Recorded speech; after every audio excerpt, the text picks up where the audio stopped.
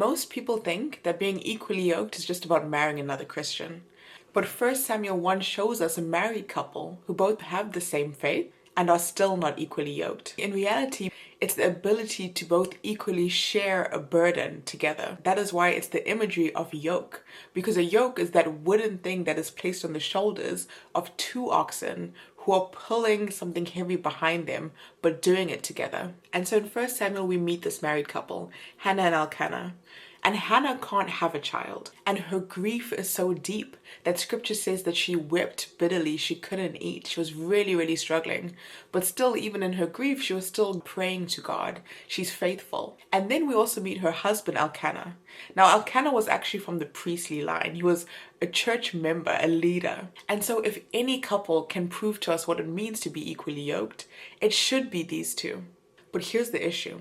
Whilst Hannah stayed under the burden, Elkanah made a way out for himself. You see, Elkanah makes a choice that silently breaks the yoke of partnership. We learn that Elkanah married another woman called Peninnah. Now, before we get mad at Elkanah, he didn't do this because he didn't love Hannah. In fact, we were told that everything that he gave to Peninnah, his new wife, he gave Hannah a double portion.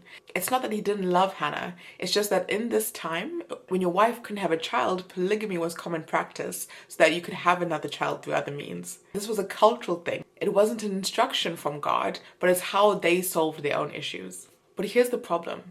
Elkanah solved the issue for himself, whilst leaving Hannah still under the burden of the issue. He relieves himself of the social anxiety and shame and disappointment by marrying Peninnah, and Hannah's left to now carry it alone. What's worse is Elkanah's solution, Peninnah, is actually a horrible woman who uses her fertility as a weapon to torment Hannah.